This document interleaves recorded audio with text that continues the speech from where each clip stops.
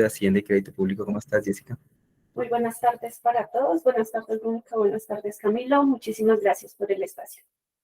Vale, pues esta noche nos reunimos para hablar de este importante tema. Lo hemos titulado Derechos de la Naturaleza en Colombia, perspectiva del giro biocéntrico jurisprudencial. Es un tema que nos ha apasionado mucho, que nos ha abarcado el último año de nuestra vida investigativa, vida profesional, y en el cual, a partir del grupo de estudios interdisciplinares en política, administración y derechos de la Escuela Superior de Administración Pública, venimos abordando recientemente.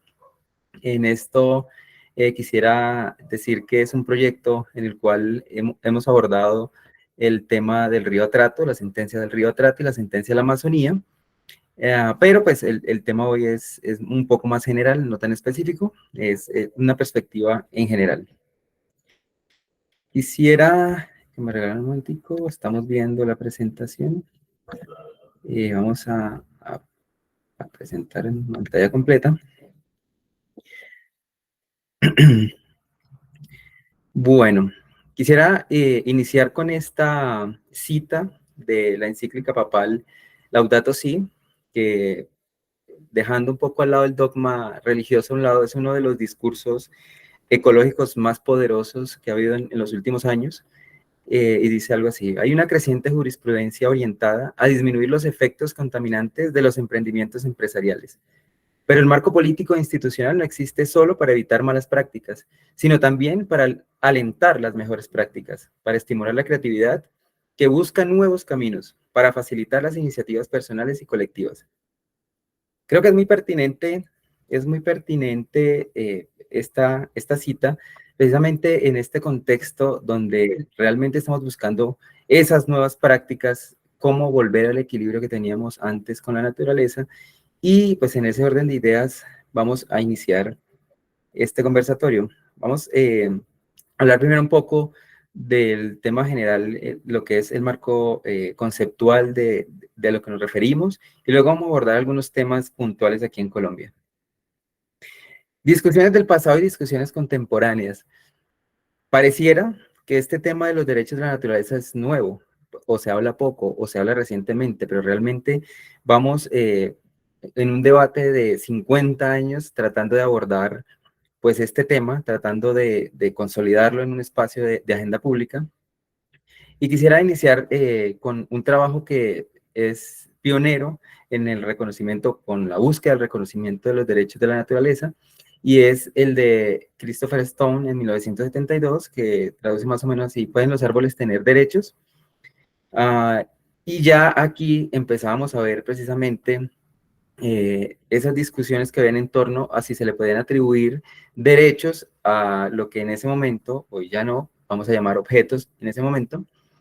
Y pues posteriormente también había una corriente de la ecología profunda, una teoría propuesta por Arne Naes, que buscaba también posicionar en el discurso político y en el discurso global el valor intrínseco que tiene la naturaleza, más allá de, pues, de si es útil o no para el ser humano.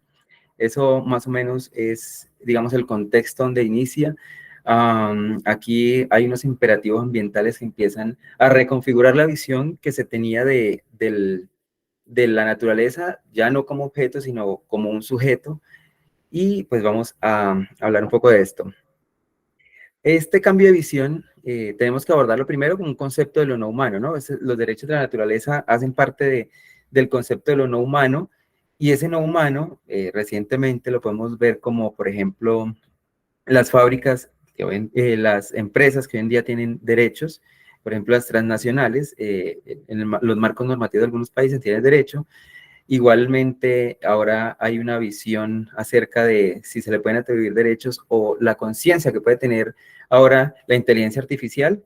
Y además, pues está la naturaleza como sujeto de derechos, y también los animales. Entonces aquí también hay una discusión acerca si los animales hacen parte de la naturaleza o están separados, pero de igual manera, pues se abarca la discusión en torno a ello. Y entonces esto no humano, para efectos de esta discusión, lo vamos a entender como la naturaleza.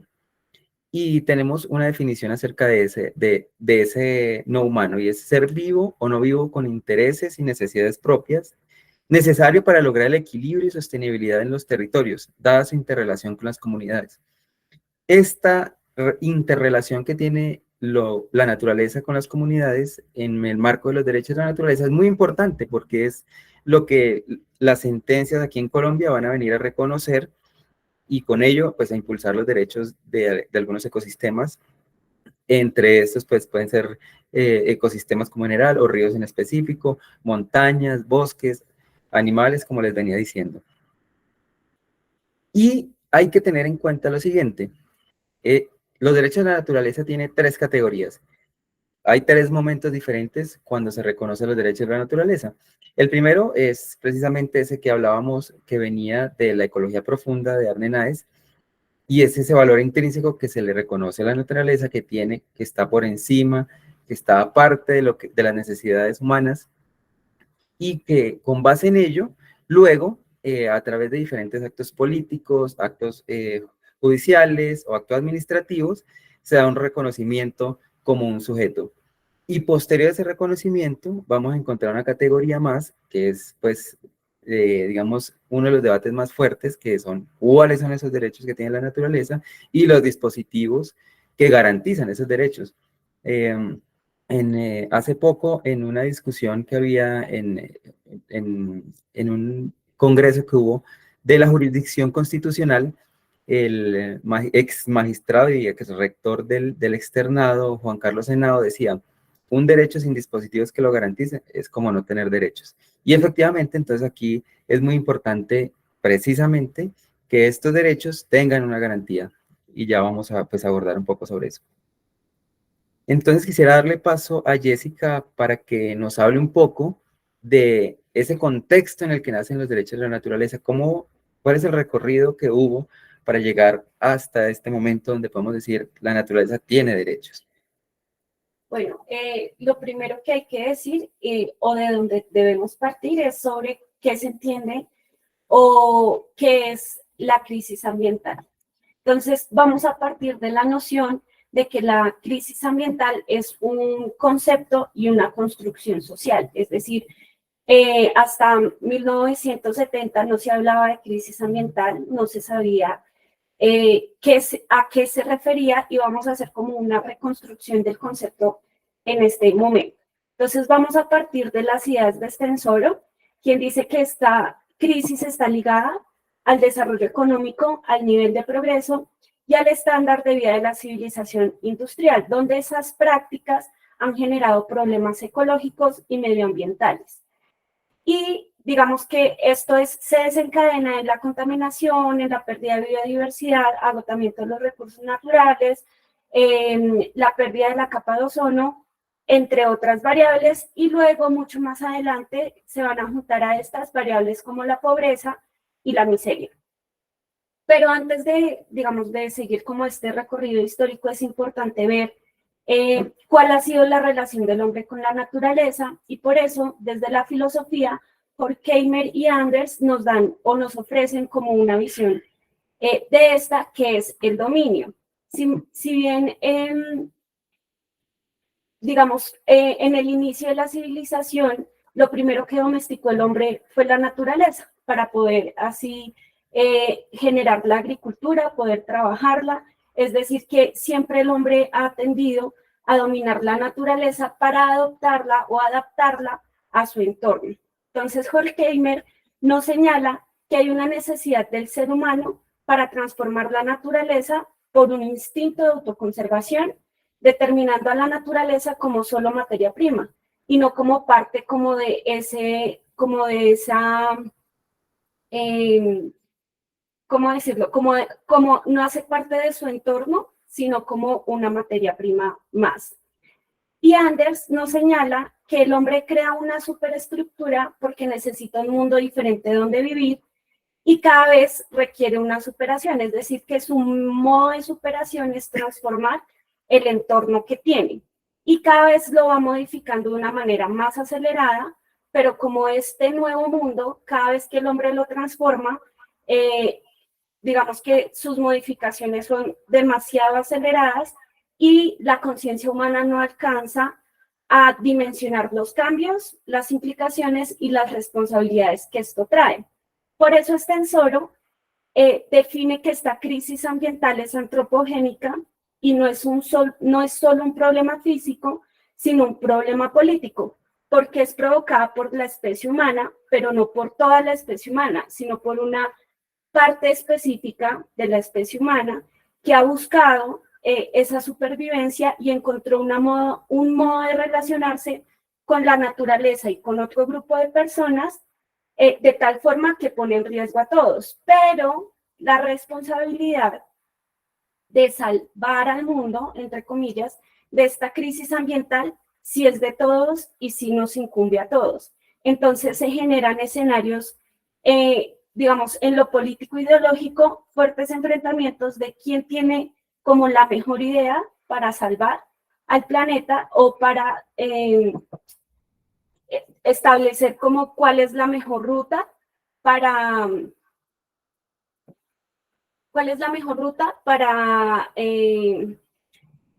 digamos, como pasar al desarrollo sostenible, que más adelante pues abordaremos un poco el tema. Dentro de los hitos históricos de la crisis ambiental, vemos que la explosión de la crisis ambiental se genera en 1750 con la revolución industrial y una forma de transformación y modelo capitalista demasiado exacerbado, pero hasta 1972, con el estudio del Club de Roma realizado en 1968, denominado Los límites del crecimiento, se establecen, digamos, como los primeros planteamientos para entender los problemas medioambientales actuales.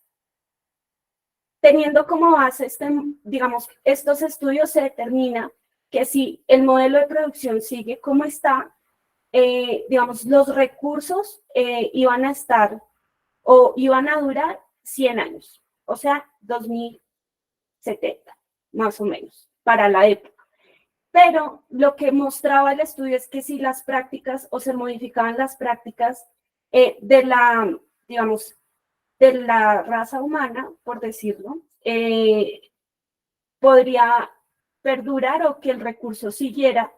Y, digamos, esto hizo que organismos supranacionales como la ONU empezara a trabajar sobre la crisis ambiental y emerge entonces el concepto del desarrollo sostenible.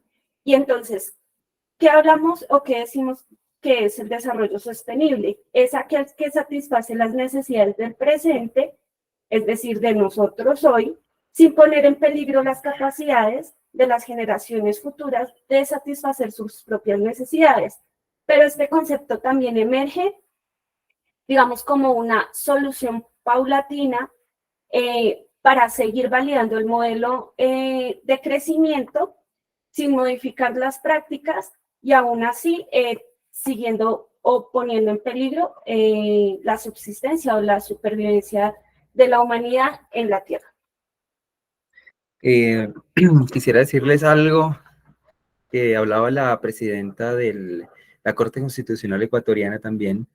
Ponía una ecuación muy interesante, decía algo así, ¿puede sobrevivir el ser humano sin la naturaleza? ¿Y puede sobrevivir la naturaleza sin el ser humano? La respuesta la tienen ustedes ahí, pero esto es muy importante porque lo que dice Jessica, no sé, me suena como a un modelo de desarrollo basado en la economía capitalista y no sé si precisamente es este modelo, Jessica, el que ha impactado negativamente cómo se afecta el medio ambiente. Claro, lo que pasa es que cuando se concibe la transformación del entorno o del medio natural que tiene la humanidad para generar, digamos, como unas expectativas o estándares de desarrollo económico, de nivel de progreso, se empiezan digamos, la humanidad empieza a trabajar en eso cada vez más aceleradamente y como lo resaltaba Anders, no se dimensionaron cuáles eran los cambios y las implicaciones y los resultados de hacer estas transformaciones. Entonces, se concibe un modelo económico que no genera una sustentabilidad a largo plazo. Y, por ejemplo, si partimos de la revolución industrial en 1750 a cuando, digamos, como los primeros autores que empezaron a hablar de crisis ambiental, que fue en 1972, pues ya han transcurrido 200 años donde se ha hecho digamos, se han malgastado los recursos y digamos que hay un colapso de la vida en el planeta porque empieza o emerge una nueva discusión sobre la autodestrucción, es decir, el mismo hombre es el que se está autodestruyendo. Hay un planeta finito, digamos, se tenía la concepción de que el recurso era ilimitado, porque entonces lo da la tierra, lo da la naturaleza. El agua donde viene, pues crece en una quebrada. No sabemos cómo digamos, no se gesta, no se hace, no la crea el hombre, sino que el recurso se da. Pero entonces empieza a emerger como el planeta se puede autodestruir. Hay un recurso limitado, finito, que si no se conserva, se va a acabar. Y la incertidumbre. ¿En qué sentido? La incertidumbre es, oiga, ¿y si se acaba esto, qué vamos a hacer? ¿Sí? Entonces, ahí. Esos planteamientos los recuerdo claramente en el discurso de la ONU del presidente Petro, en el pasado mes de septiembre, donde hablaba de esos limitantes del crecimiento, ¿no? Y precisamente, aunque estamos en el siglo XXI, aún se tiene la misma fecha de caducidad de la humanidad en el 2070. Entonces, no, parece que no ha cambiado mucho. Bueno, quisiera abordar aquí algo muy importante que es acerca de la pertinencia de los derechos de la naturaleza. Un primer elemento que ya nos habló Jessica de la crisis ambiental y cómo esa crisis ambiental causa una vulneración de derechos, principalmente en las comunidades étnicas, en las comunidades rurales. Las comunidades urbanas tenemos más o menos un óptimo, y digo óptimo porque conocemos muy bien las limitaciones, de accesos a los servicios públicos, a la infraestructura, pero realmente cuando se afecta el medio ambiente, el ambiente, pues el primer impacto es para las comunidades rurales. Y cómo esa vulneración pues nos lleva a tener un escenario moderno donde precisamente el derecho y los preceptos jurídicos tienen que modernizarse. Estamos en un escenario donde el derecho aún es antropocéntrico, es un derecho liberal clásico, donde concibe lo individual, y eso va muy ligado, por ejemplo, al modelo de desarrollo capitalista, o neoliberal, si bien lo quieren llamar así. Y son estos preceptos los que se tienen que modernizar. Entonces, como estamos en un centro, el hombre en el centro, una visión antropocéntrica, pues entonces donde emerge a partir de todas estas discusiones del siglo XX el giro biocéntrico. Entonces, no sé, Jessica, por favor nos amplías un poco cómo se da ese giro en las discusiones acerca de cómo nos relacionamos con el ambiente. Bueno, entonces, para explicar un poco qué es el giro biocéntrico, tenemos que partir de una base, ¿no? Para poder dar como ese giro hacia lo biocéntrico y eso que implica, ¿cierto? Entonces, dentro del paradigma antropocéntrico, que sería nuestro planteamiento base, autores como Domínguez y Ereu nos dicen que es una actual visión del mundo que coloca al hombre como centro por sus capacidades de pensar, de actuar, de transformar. ¿Sí? Dentro de esta concepción, la naturaleza es un componente presto para ser aprovechado, que va un poco ligado a esas primeras concepciones de crisis ambiental que ya habíamos abordado. Y la naturaleza solo satisface las necesidades y los intereses individuales de la humanidad.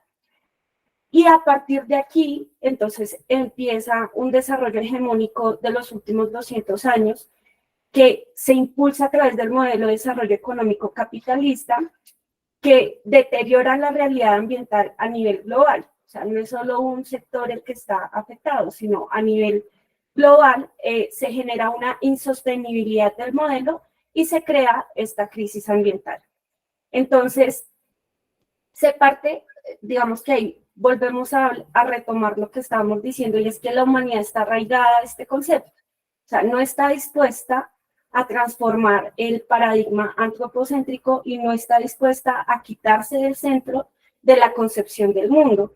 Y esto hace que se cree el desarrollo sostenible o los postulados del desarrollo sostenible para hacer como un tránsito en consolidar nuevas concepciones, nuevos valores, nuevas apropiaciones culturales, para tener en cuenta el ambiente dentro del mismo modelo capitalista, ¿sí? Pero, de acuerdo a los descubrimientos del Club de Roma, hay una premisa, digamos, demasiado fuerte, y es que si queremos sobrevivir como especie, se debe cuestionar la manera en la que vivimos y tener un pensamiento ecológicamente sustentable. De eso estamos hablando desde 1972. Y se hace necesario, entonces, pasar al giro biocéntrico, donde se considera la vida el centro del mundo, la vida la naturaleza, y al hombre como una de las múltiples manifestaciones de vida, y estamos en igualdad con otras especies, porque lo que nos mantiene en esa órbita es que, digamos, la concepción de estar vivos, ¿sí? Y es como una concepción holística del mundo, es decir, no solo tener en cuenta mi especie, sino otras especies y cómo somos ecológicamente sustentables. Para esto, Domínguez, en una de sus lecturas, dice que este giro biocéntrico es el llamado, la llamada cuarta revolución cultural, porque se cumplen 3 hechos y los podemos vislumbrar. El primero es que es un hecho comprobado que hay un deterioro de la capa, digamos, de la pérdida de biodiversidad, de la contaminación, y todo se ha hecho a partir de la aceleración de la explotación masiva de los recursos. La segunda es que hay un hueco radical actualmente requerido, donde se pretende cambiar la noción del dominio de la naturaleza por una convivencia en un sentido amplio con la naturaleza. Entonces ya no es el hombre dominando la naturaleza, sino que hay una convivencia entre la naturaleza y el hombre. Y la tercera es que si este cambio se llega a producir, va a incidir no solo en la humanidad, sino en la humanidad y en la relación con los otros. Por esto hay que hacer un cambio en la cosmovisión, ¿sí? Un cambio radical de cosmovisión, de qué y qué tan dispuesto está el hombre de quitarse del centro del mundo y darle el paso al giro biocéntrico. Mira que es interesante, cuando hablamos del impacto y de la crisis ambiental, siempre decimos, no, es que es la especie humana la que ha llevado la crisis, pero hay grupos que precisamente tienen otra cosmovisión y que han vivido desde mucho antes de esta sociedad moderna en equilibrio pues, con el medio ambiente, con el ambiente. Y esas prácticas pues, son las llamadas a tomar la sociedad actual para volver, pues, a ver si podemos cambiar el rumbo, estamos a tiempo aún.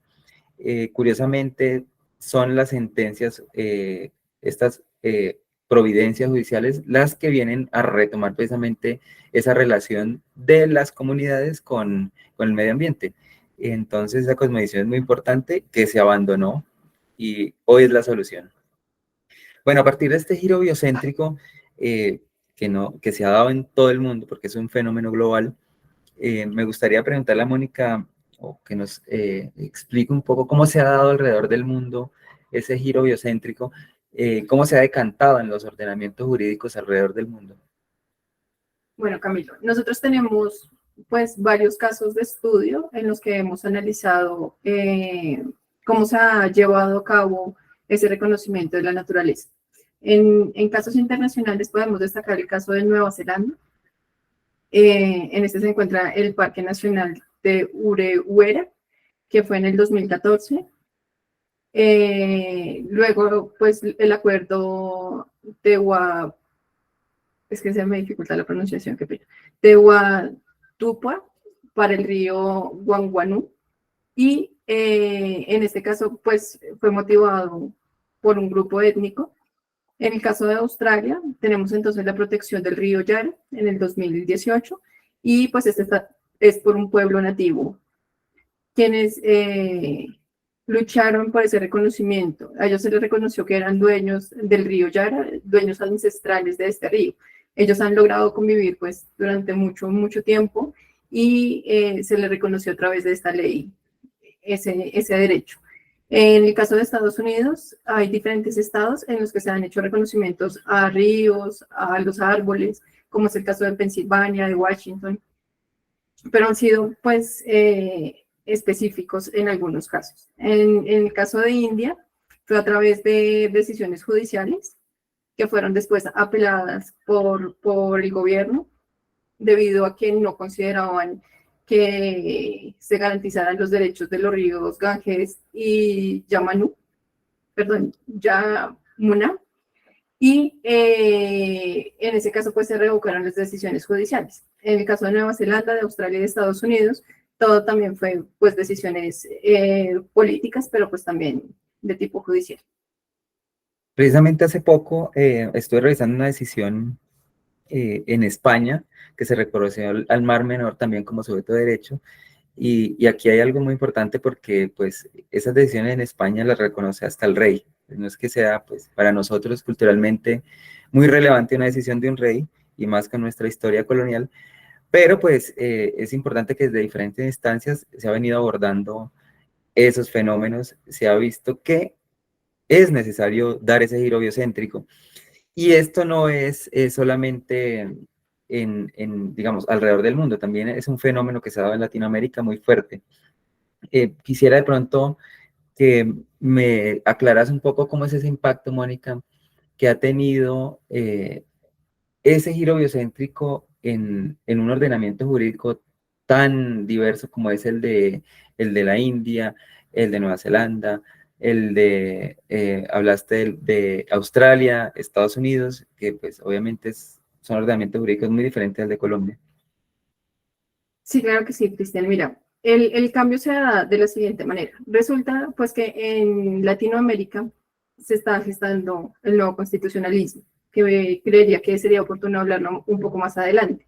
En el caso de los países que te estoy mencionando, son pues con el modelo anglosajón, ¿cierto? Con la Common Law.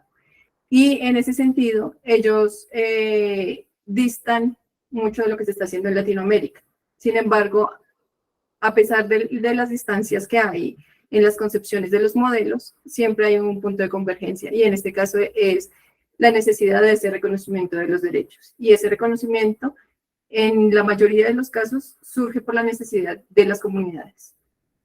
Y esas comunidades que tú estabas mencionando, de esas etnias, de esos pueblos que están siendo afectados por la depredación que le está haciendo no todo el ser humano, pero sí algunas prácticas del ser humano hacia esos ecosistemas. Entonces sí es necesario reconocer que a partir de ese cambio que se está llevando a cabo, de ese giro biocéntrico, se está evidenciando que se necesita, sin importar el modelo que se tenga en este momento. Vale, muy bien. Tocaste el tema de Latinoamérica, del nuevo constitucionalismo, en el cual Jessica es una experta en sus investigaciones. Pues háblanos un poco, Jessica, de ese nuevo constitucionalismo y cómo convergió a ese escenario actual que tenemos aquí pues, en la región. Bueno, digamos que el nuevo constitucionalismo latinoamericano, digamos que se gesta durante los siglos XX y XXI, y primero lo que busca son procesos reivindicatorios en materia de derechos sociales para las comunidades, dado que a pesar de que ya no, digamos que haya una independencia en Latinoamérica frente al colonialismo y haya una emancipación cultural, digamos, desde 1900 y hacia atrás, se quedaron las prácticas coloniales. Entonces se queda una constitución colonial, se quedan prácticas coloniales que invisibilizaron muchas comunidades, pues sobre todo indígenas, pues para el sector que nos abarca, que es Latinoamérica en general.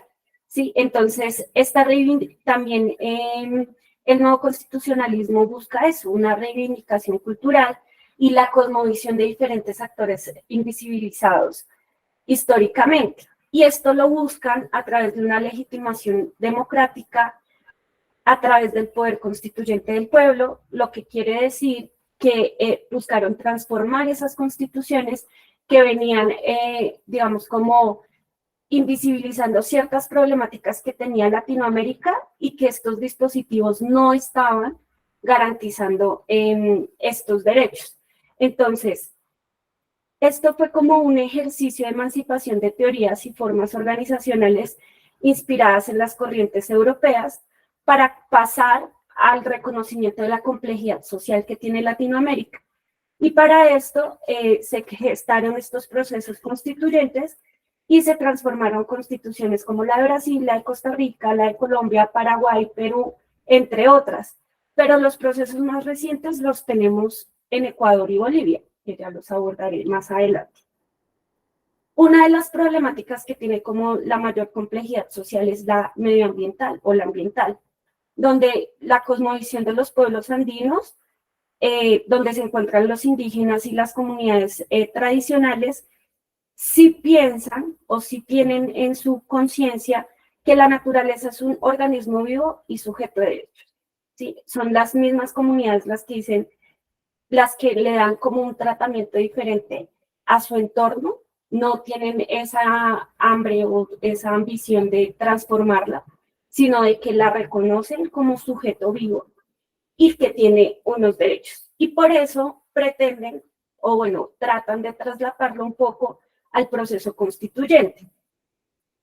Entonces, y también creen, digamos, los pueblos también creen que por medio de la sostenibilidad ambiental se logra la sostenibilidad social y la sostenibilidad económica. Y por eso el nuevo constitucionalismo aquí en Latinoamérica, si nos, digamos, si nos irrumpe un poco como esa visión colonial para pasar como a ese giro biocéntrico. Bueno, entonces yo quisiera ahora llegar al punto álgido de nuestra discusión, al tuétano de nuestra discusión, y es cómo está el estado de la cuestión de los derechos de la naturaleza en Colombia y cómo se ha venido configurando a partir de la Constitución de 1991. Pero primero, pues no sé si quieras agregar algo más, Jessica, en cuanto al nuevo constitucionalismo. Sí, digamos que eso fue lo que se pretendió, ¿sí? Con el nuevo constitucionalismo, pero quisiera resaltar como el hito de lo que ocurrió en Ecuador, ¿sí? Digamos que en el 2008, en Ecuador, se gesta una nueva constitución y esta trae los derechos del buen vivir, y a través de diferentes artículos de la Constitución, ellos sí reconocen a nivel constitucional a la naturaleza como sujeto de derechos. Le da derechos, le da valores y que el ser humano debe tener una relación armónica con la madre tierra. Y digamos, esta garantía no es solo dándole ese derecho, sino que debe velar por un respeto a su existencia, su mantenimiento y su restauración. En Latinoamérica, y creo que en el mundo, es la primera constitución que reconoce los derechos de la naturaleza. Ese caso de Ecuador es muy importante definitivamente porque no solamente lo eleva a nivel constitucional, sino que positiviza los derechos de la naturaleza. Y digamos, el caso top alrededor del mundo. Todas las decisiones tienen que ver con la visión que se tiene en Ecuador y pues muy importante resaltarlo. Creo que Bolivia también posteriormente reconoció los derechos, pero ya no en categoría constitucional, sino legislativa. Pero pues igual es un avance muy importante. Digamos que en Bolivia lo que sucedió fue que se emplea el concepto del buen vivir y se reconoce el derecho de los recursos naturales, pero como patrimonio común, no como que la naturaleza tiene derechos, sino que es un patrimonio común, por lo tanto se debe proteger, se debe respetar, se debe preservar. Y esto lo hace, como lo dices, a través de dispositivos legislativos, no desde el nivel constitucional, pero reconoce ciertos derechos de la madre tierra y la determina como un sujeto colectivo, ¿sí? Un sujeto colectivo de interés público, como patrimonio común. Y además crea la Defensoría de la Madre Tierra. En Bolivia es el primer país que hace una conferencia sobre el Mundial de los Pueblos sobre el cambio climático y los derechos de la Madre Tierra. Y además hay una Declaración Universal de estos derechos y después se consolida un tribunal internacional por los derechos de la naturaleza. Entonces, a pesar de que no está elevado, digamos, como a nivel constitucional, sí crea diferentes dispositivos y tal vez instancias, se podría decir, para garantizar estos derechos. Ecuador y Bolivia son muy importantes en este giro porque son los que hacen rasgar las vestiduras a los defensores del derecho liberal clásico, pero pues es una realidad.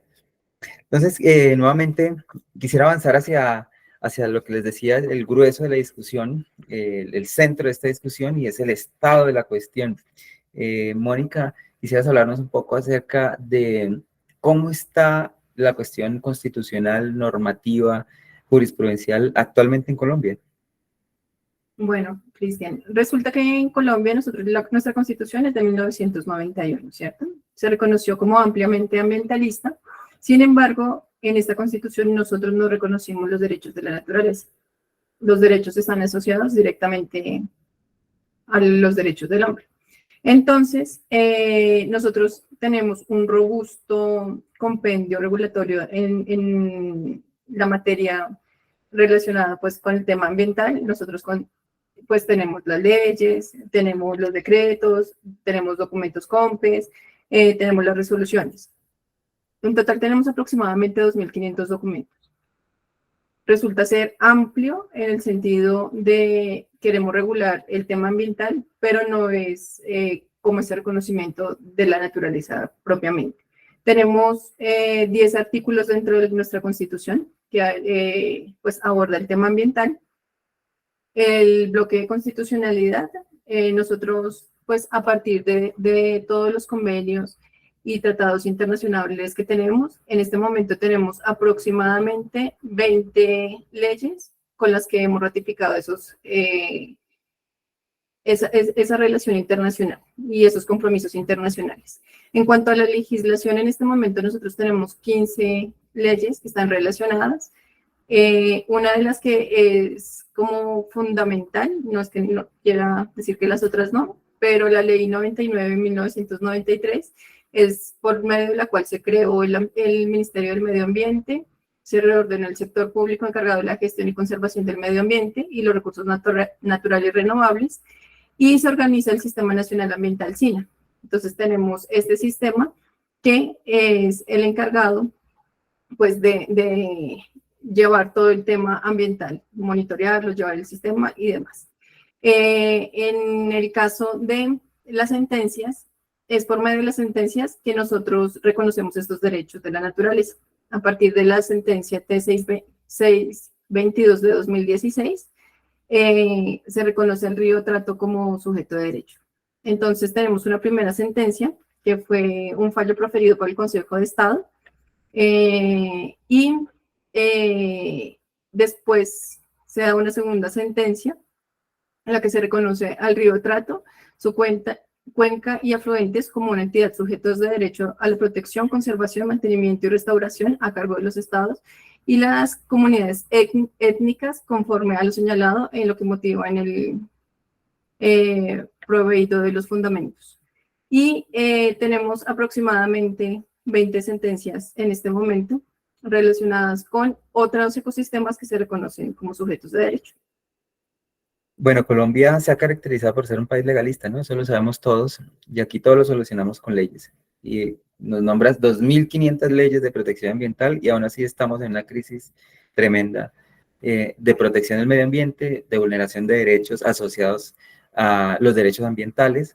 Entonces, pues, continuamos con esas prácticas. A mí me parece muy, muy interesante lo que plantea, por ejemplo, el profesor Pierre Brunet acerca de que en Colombia el reconocimiento se da a partir de el ecologismo de los jueces, de ese activismo ecológico que tienen los jueces y que han dado el siguiente paso a decir, aquí falta algo. Y quisiera resaltar algunas, decías que hay 20 sentencias más o menos actualmente que reconocen diferentes ecosistemas como sujetos de derechos. Quisiera resaltar, por ejemplo, el de Pisba, Amazonía, que es fundamental, que es el pulmón del mundo, el río Magdalena, y recientemente el río Cauca. Esta sentencia de la Jurisdicción Especial para la Paz me parece que es maravillosa, hay que detenerse ahí, es el caso número 5 para los que quieran ahondar en ello, y es que reconoce al río Cauca como víctima del conflicto armado. Más o menos el caso es por encima, en el medio del conflicto armado se arrojaron cuerpos de personas de las masacres al río, lo cual contaminó severamente el río, la biodiversidad para el consumo humano, lo limitó inmensamente, y ahora pues con la decisión de la JEP se reconoce nuevamente que un sujeto de derechos, que ya se había reconocido antes como sujeto de derechos, pero ahora es víctima del conflicto armado, y ojalá esto sirva pues para impulsar un poco en el marco de los derechos que se han reconocido de la naturaleza son 4, y son los mismos para todos los casos, a pesar de las diferencias en los contextos, a pesar de las diferencias en los entornos, en los mismos ecosistemas, pero esos derechos son los mismos, es la protección, la conservación, el mantenimiento y la restauración. Ahora, la materialización de esos derechos es otra discusión que vamos a hablar un poquito más adelante, pero que en general esos son los 4 derechos que se han reconocido, y ojalá que se reconozca un ecosistema como víctima del conflicto, que nos muestra que efectivamente los jueces, a través de su ecologismo, están demostrando que sí se está materializando ese giro biocéntrico aquí en Colombia. Entonces quisiera pues dar un paso hacia algo muy importante. Esas sentencias, ese giro biocéntrico jurisprudencial, tienen unos mandatos. Y esos mandatos son los que vienen entonces a materializar, o sea, a hacer palpable, a hacer material ese giro biocéntrico, esos derechos de la naturaleza. Hablaban, como les decía, un derecho sin dispositivos que los garantice, pues es como si no tuviéramos derechos. Pero esos órdenes y mandatos que contienen las sentencias, las providencias, están dirigidas principalmente a partir de que relacionan diferentes actores del orden internacional, del orden civil, comunidades, ONGs, institutos de investigación, apunta al cumplimiento a través de un actor fundamental, y es la administración pública, que es pues el fuerte nuestro. Y en ese marco yo quisiera pues que abordáramos un poco cómo se ha materializado entonces a través de la administración pública, sus acciones, el giro biocéntrico que se ha dado en torno a los derechos de la naturaleza. Yo no sé si Jessica quisiera empezar o Moni.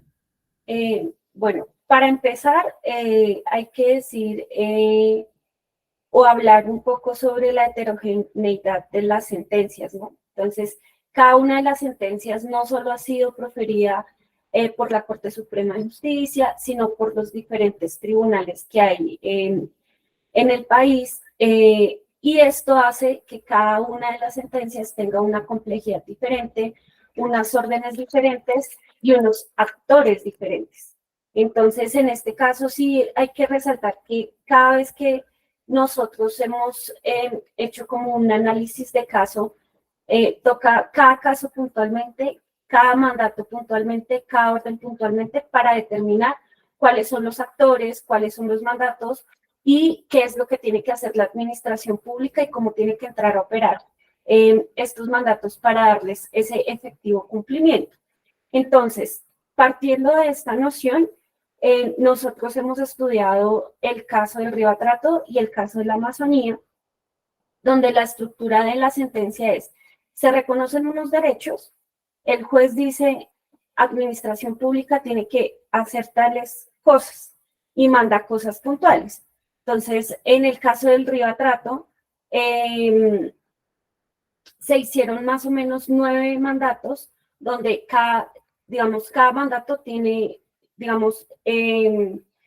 pone al Ministerio de Ambiente, pone a la Presidencia de la República, a veces actores combinados, y en esto le da ejercer, digamos, en el caso puntual del río Atrato, entonces ejercer como tutor de los derechos del río Atrato, ¿sí? Entonces el Ministerio de Ambiente es el encargado. Crear la comisión de los guardianes del río Atrato. Entonces, hay que crear la comisión. Entonces, se hace una resolución, un dispositivo mandatorio para crear la comisión.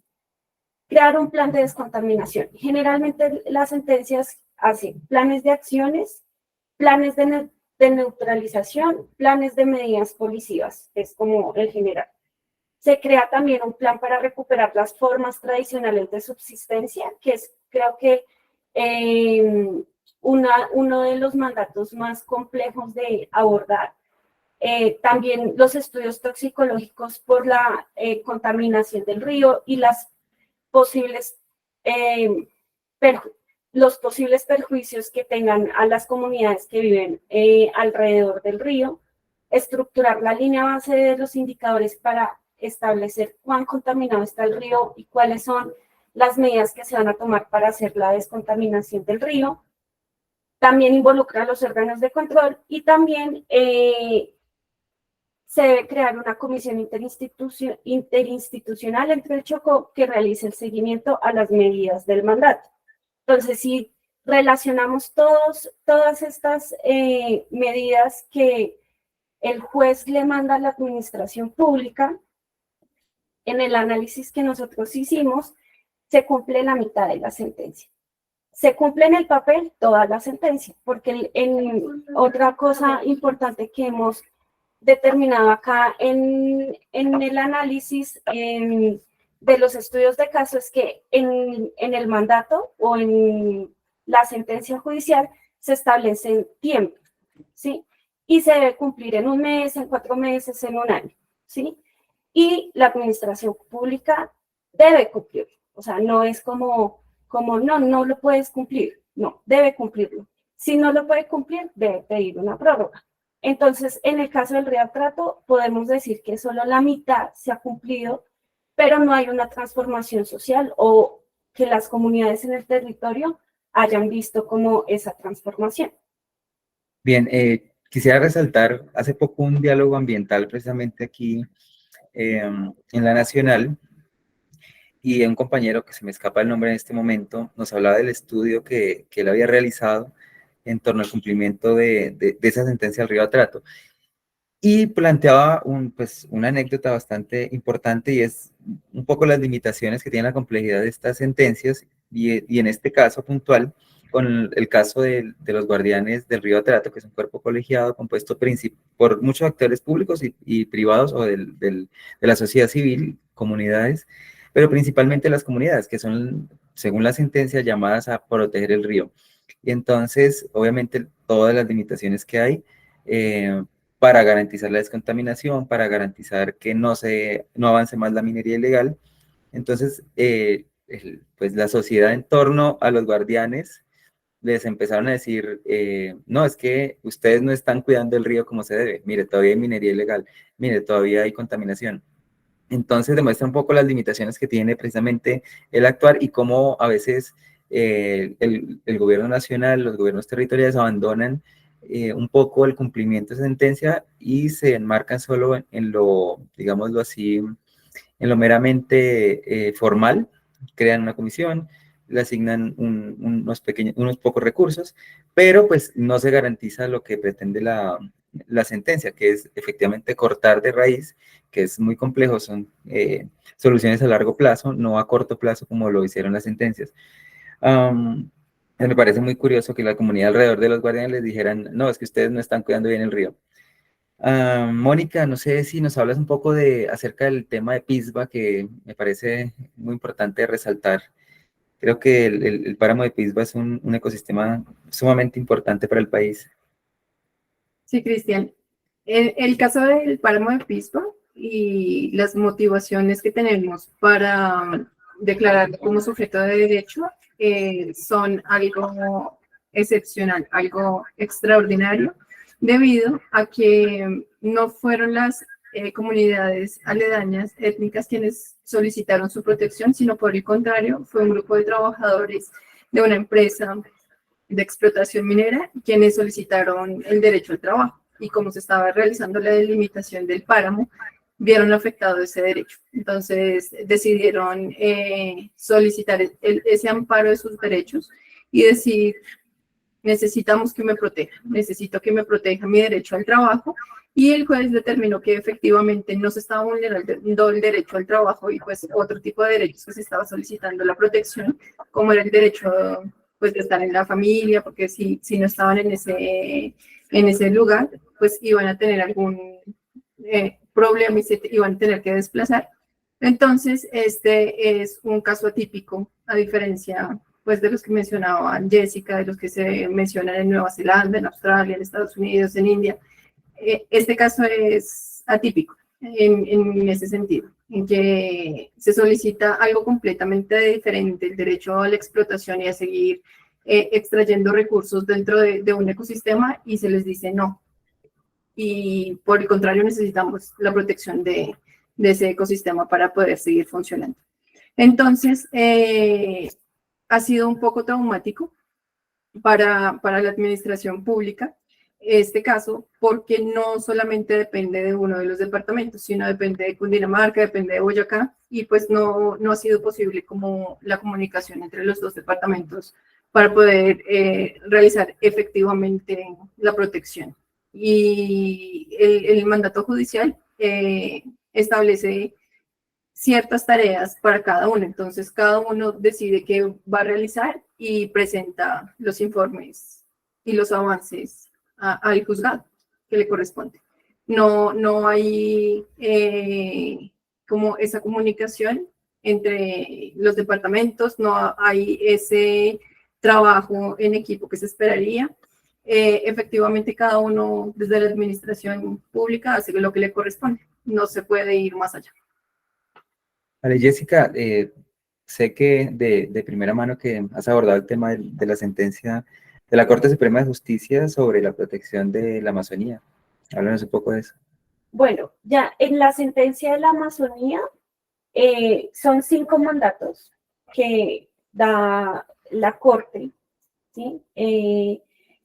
Pero en este mandato, entonces, incluye digamos, toda la región de la selva de la selva amazónica, que básicamente es el 42% de Colombia, ¿sí? Entonces, la mitad del país, podríamos decir, es sujeta a derecho, ¿no? Entonces, ahí hay, digamos, como un mensaje importante.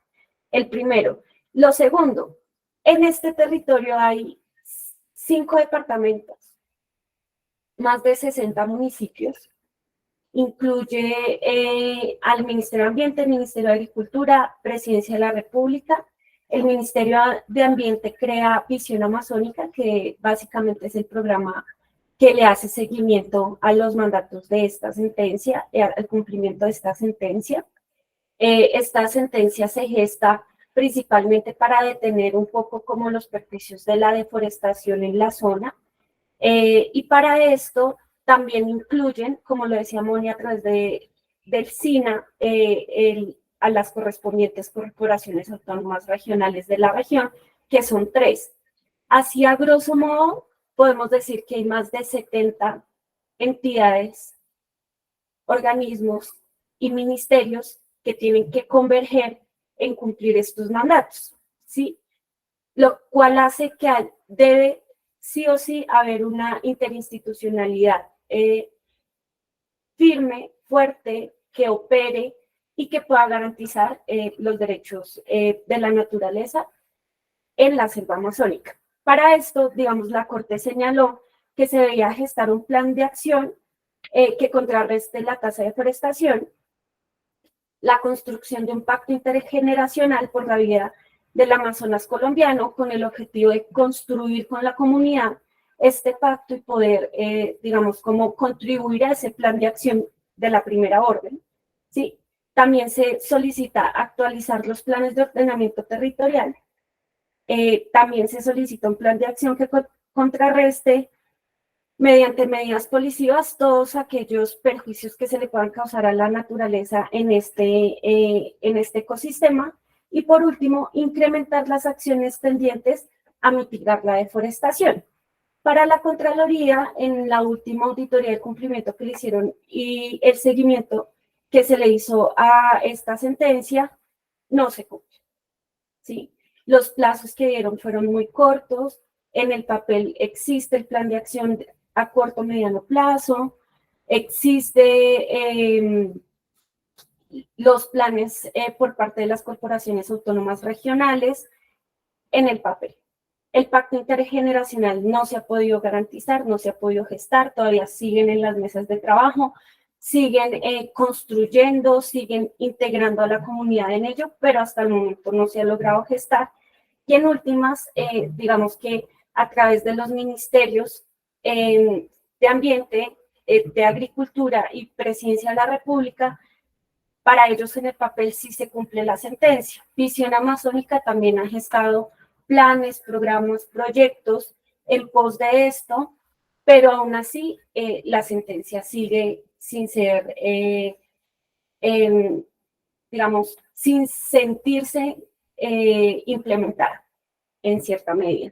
Entonces, en últimas, y digamos como recogiendo un poco lo que hemos hablado sobre estos 3 casos particulares, es que a pesar de que hay muy buenas intenciones por parte de ese ecologismo de los jueces, en la práctica las comunidades no están viendo esos resultados.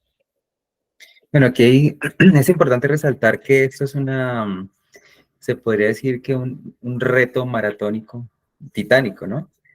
Empezando porque primero la cabeza de las decisiones a quien se le ordena que debe articular todo este inmenso grupo de actores en un territorio gigantesco, ya sea, podremos decirlo, en Pisba, en el río Magdalena, que la extensión es impresionante, en la Amazonía, que es medio país, y eso sin tener en cuenta que está interrelacionado con otros 3 países más.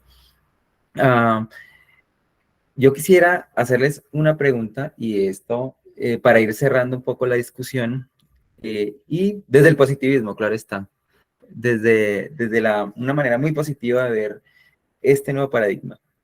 Y es a partir de esto que tenemos ahora, de esto que para bien o para mal se ha avanzado, a pesar de los obstáculos que ha habido para la administración pública, para las comunidades, para materializarlo, ¿hacia dónde debemos ir para garantizar esa materialización de los derechos de la naturaleza en Colombia?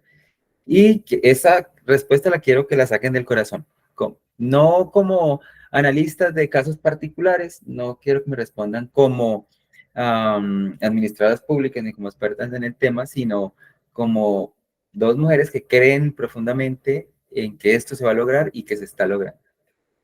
Mónica.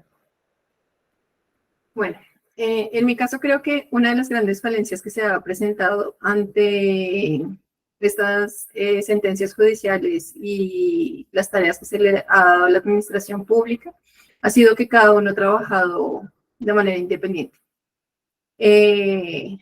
Como ya lo mencionaba en el caso del páramo de Pisba, cada uno de los departamentos, cada una de las CAR, cada una el ministerio, todos parecieran trabajar de manera independiente, como cumplir por cumplir, entregar lo que deben entregar, lo que el juez les ordena y simplemente entregar el informe y salir pues de sus obligaciones. Creería que es necesaria esa articulación, de tal manera que se tenga una comunicación entre entidades, con el ministerio, con las comunidades, con las entidades territoriales, porque el caso, por ejemplo, del páramo de Pisba es totalmente diferente al de la Amazonía o al del río Atrato, pero se están reconociendo los mismos 4 derechos, como bien lo mencionaba Cristi. Entonces yo creería que sí es necesario mirar lo que ha sido exitoso, de las acciones que han implementado cada uno de los casos y expresarlo, comunicarlo, que haya, no sé si tanto un sistema, pero sí alguna manera de que todos los llamados a velar por esa protección de esos derechos de la naturaleza los conozcan, y no solamente lo exitoso, sino lo no exitoso también, porque de eso también aprendemos, de qué no funcionó, qué se hizo y qué no funcionó. Y con eso no quiero decir que replicarlo pues en los otros territorios, pero sí tenerlo como un fundamento, como algo que nos permita avanzar y saber qué podría llegar a funcionar o no en cada uno de los territorios y valernos de la experiencia de los demás. Eso es muy importante. Yo creo que ese feedback que se puede generar a partir de las experiencias positivas en cada territorio, puede que no todo, por lo que decías, que hay un contexto ambiental, social, político, económico muy diferente en cada territorio, pero que tienen que haber experiencias que me permitan a mí avanzar y más aún, creo yo y tengo la confianza en que van a salir muchas más sentencias pronto reconociendo otros ecosistemas como sujetos de derechos. Jessica, tu apreciación, ¿hacia dónde ir? Bueno, ¿hacia dónde ir para garantizar estos derechos? Yo creo que un primer paso, si bien se agradece lo que decíamos, el ecologismo de los jueces, también deberían los jueces permitir un poco más de tiempo para el cumplimiento de los mandatos. Por ejemplo, en la Amazonía había el plan de corto, mediano y largo plazo, lo estaban pidiendo en 3 meses, en una construcción demasiado, lo que tú decías, titánica, para poderlo construir de una manera consciente, de una manera que incluya y que no se sienta excluido ningún territorio. Es muy complicado sacar un plan así en 3 meses. Entonces, siento yo que los tiempos que dan las sentencias ahorcan mucho a la administración pública y tal vez por salir del paso de cumplirle a los tribunales, pasamos un papel y cumplimos, pero en la materialización como tal o en la transformación social que se quiere por medio de estos mandatos, no se logra. Entonces siento yo que debe haber como una pausa y como unos tiempos un poco, obviamente no tan laxos, pero sí más exigidos y que pueda, digamos, como en últimas recoger esa bondad o esa buena intención que tienen los jueces cuando emiten este tipo de sentencias. Lo otro es que indudablemente debe haber una actualización normativa, ¿sí? A pesar de que tenemos tantos documentos, sigue siendo antropocéntrica la noción que tenemos de la naturaleza dentro de las leyes que tenemos. Entonces, el giro biocéntrico solo se ha dado desde el nivel judicial. Entonces, a partir de esa precisión, sí se hace necesario una actualización normativa donde el centro sea ese giro biocéntrico para poderle dar herramientas a la administración pública de poder financiar, ejercer y poder intervenir los territorios de la manera que se puede, porque pues para nosotros no es desconocido en que nosotros hacemos lo que legalmente se permite, o sea, no lo que no se permite, lo que se permite. Del resto no lo podemos hacer como administradores públicos.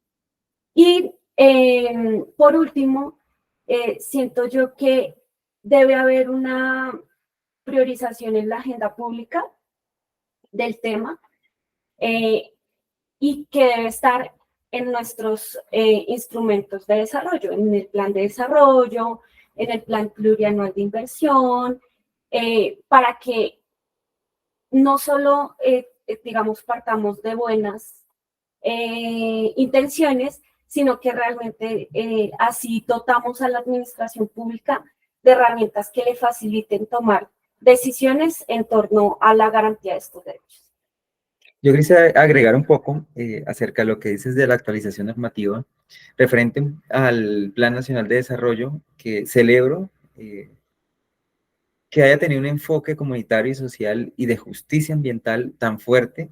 Sin embargo, me dejaron por fuera los derechos de la naturaleza. Me sentí un poco decepcionado, pero pues creo que todavía queda camino para poder incluirlos a través de la técnica legislativa. Yo quisiera agregar también que si bien los derechos de la naturaleza, el reconocimiento, ya sea en la Constitución, ya sea a través de las leyes, a través de decretos, resalto, por ejemplo, la iniciativa que tuvo la gobernación de Pasto, el gobernador de Pasto, sacó un decreto reconociendo los derechos de la naturaleza en el departamento. También celebro la iniciativa en la Asamblea de Tolima, que también reconocieron algunos ecosistemas como sujeto de derechos, o sea, sí se puede. Sin embargo, obviamente esta no es la solución última, este no es la única solución, ¿no? Sino va articulado a muchas otras soluciones, pero que nos permite avanzar hacia, primero, frenar esa crisis ambiental de la que hablamos, y segundo, retomar el equilibrio con la naturaleza que hemos perdido como sociedad. Y yo creo que aquí es muy importante que tomemos una visión holística de este asunto, y presentar estos temas desde la academia es sumamente importante. ¿Por qué? Porque la academia está llamada a generar ese conocimiento y además divulgarlo, que es sumamente, o sea, a veces volvemos un poco esotérico el conocimiento de la investigación en los centros de investigación, en las universidades, y no nos acercamos a las comunidades. Yo creo que esto es sumamente importante, es que sea desde una visión holística del problema y que se comparta para que la sociedad pueda conocer. Quisiera compartir con ustedes esto, hace un tiempo en una ponencia que tuvimos con la red INPAE, la administración pública, estábamos tratando precisamente este mismo tema, y alguien desde las graderías nos gritó: los derechos del sol, de las estrellas. Entonces, curioso, porque pues aún hay una resistencia porque no se entiende la importancia que tiene el medio ambiente, el ambiente para nosotros. Y quisiera terminar, ¿no?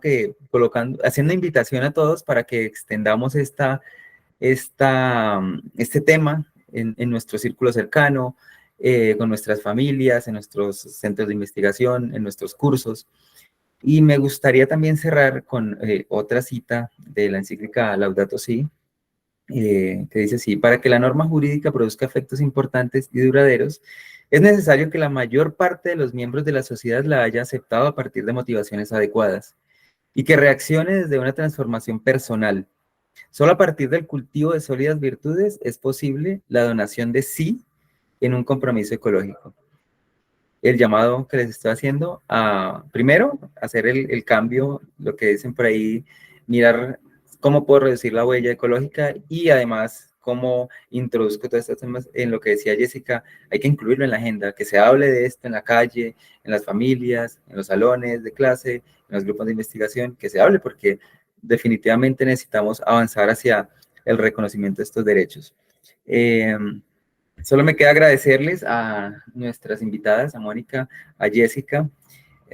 Nosotros tenemos un trabajo arduo por delante con el grupo de estudios interdisciplinares en política, administración y derechos, HEIPAD, y queremos extender la invitación. Aquí está en mi correo, el correo del grupo, para que cualquier inquietud que tengan, aporte.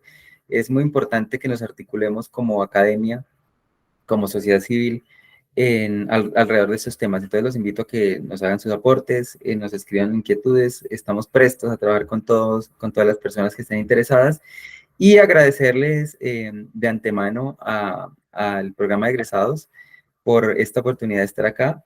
También quisiera decirles que cualquier inquietud nos pueden hacer por el chat, nos pueden prender el micrófono.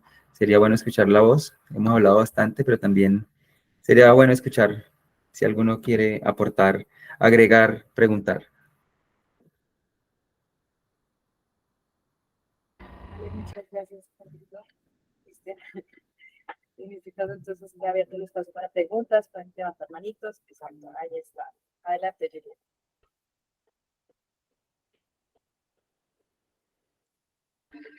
Muy bien. Es que casi no se te escucha, no se te entiende. Juliet, ¿puedes prender el micrófono y comentarnos?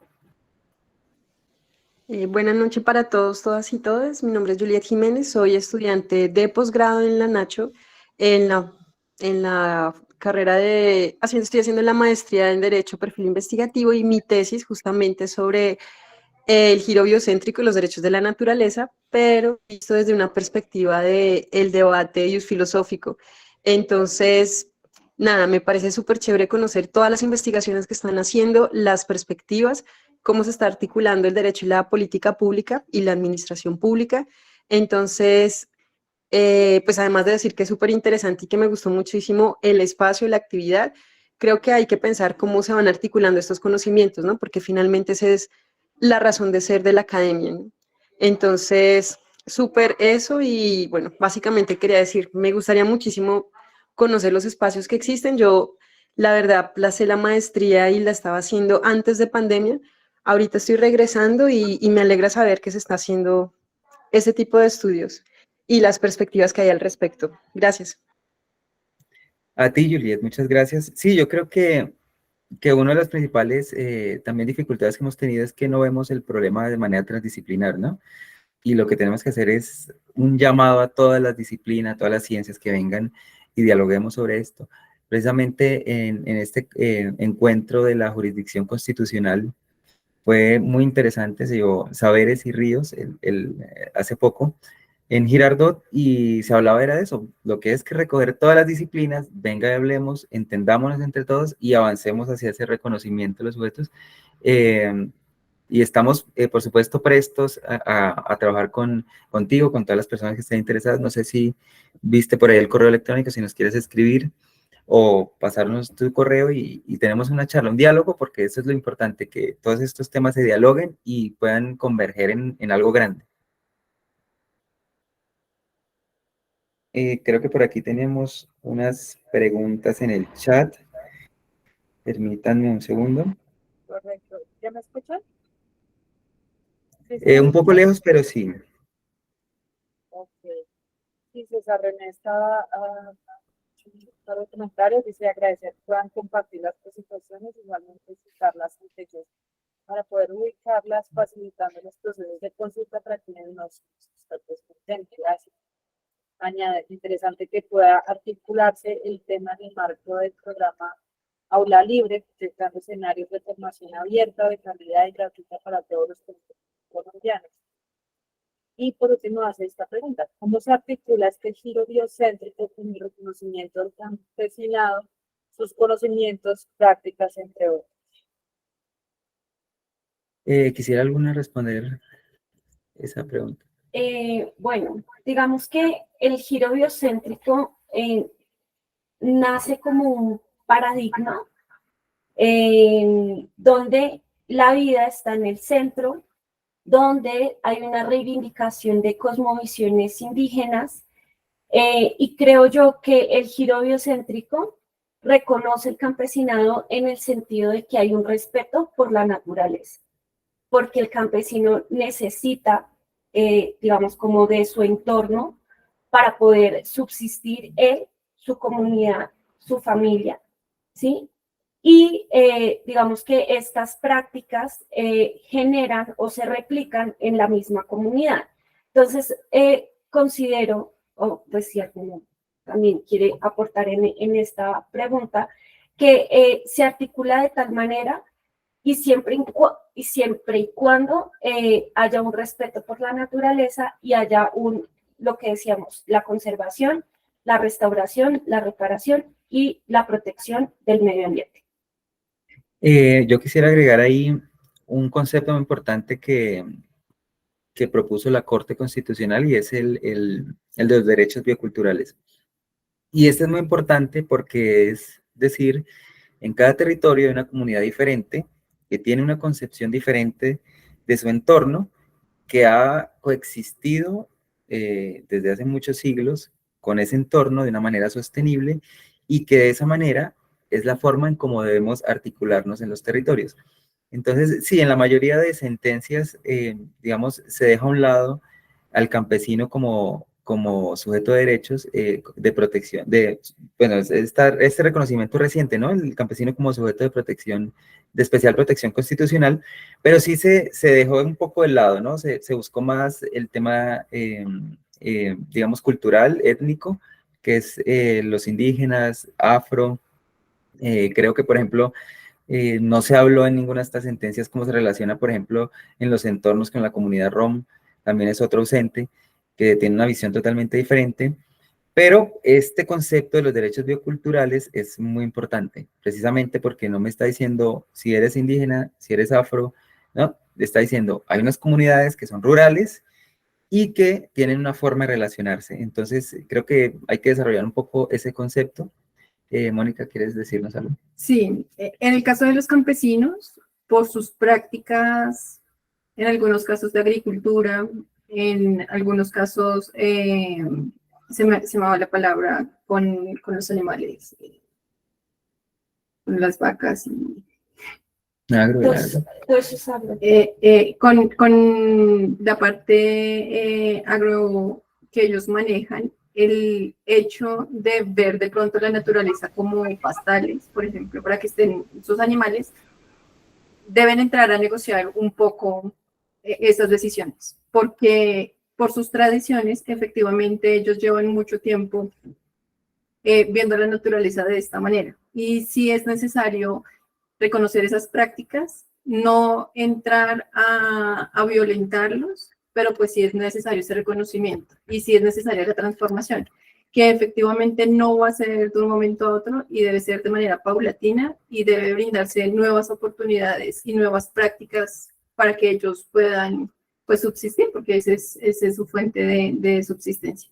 Y también ahí ligado un poco, por ejemplo, en el caso del Río Atrato, una de las órdenes fue crear un plan para la recuperación de las formas tradicionales de subsistencia y alimentación.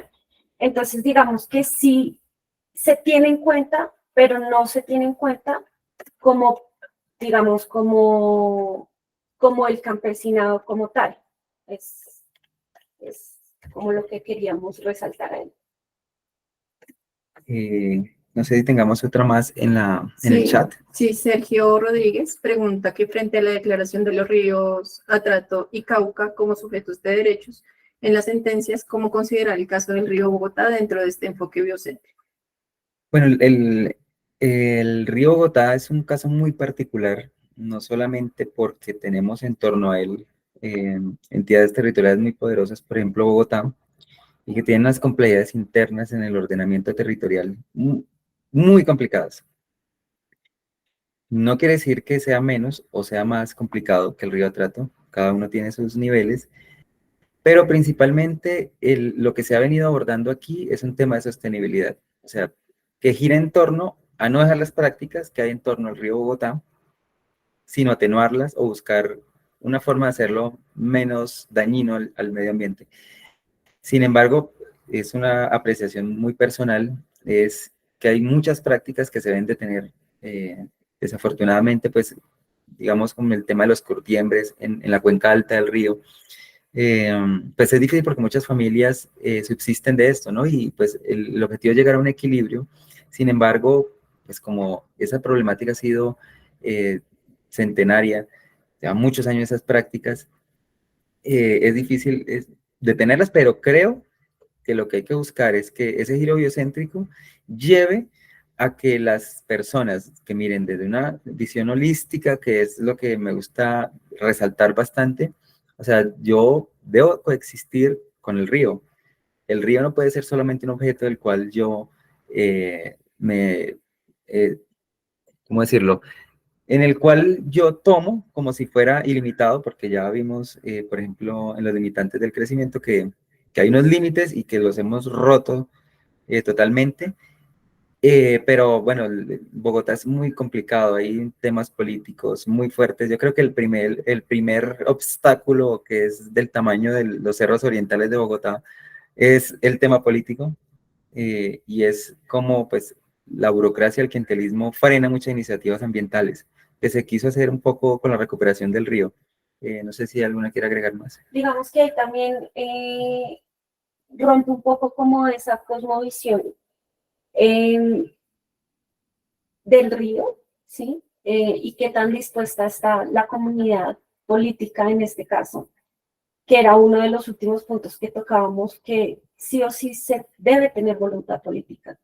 Si no hay voluntad política para poder garantizar el giro biocéntrico o que las comunidades puedan transformarse, garantizar recursos, no se va a lograr. Es así.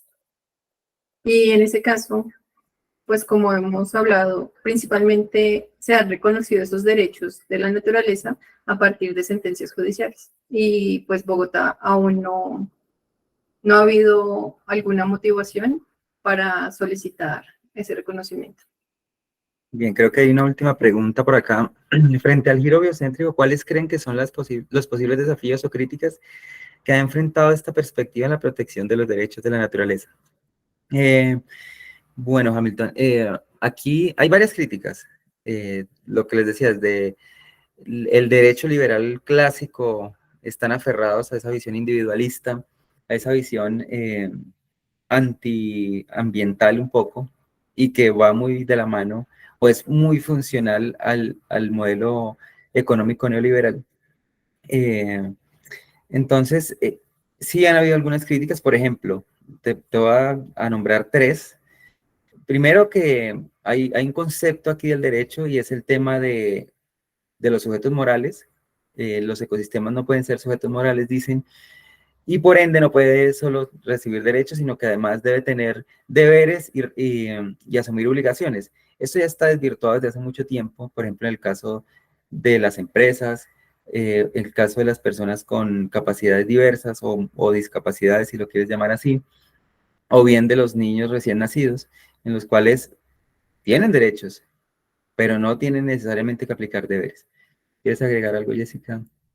Sí, también como parte de las críticas está en que, pues obviamente, la Constitución es abiertamente ecológica, como lo señalaba Mónica, pero los derechos se han vulnerado. Y la Corte le devuelve la garantía de los derechos y vuelve y pone en el Estado la garantía de esos derechos. Entonces es como un círculo vicioso que empieza a gestarse, donde el Estado deja de garantizar el derecho, el juez le obliga otra vez al Estado a garantizar el derecho.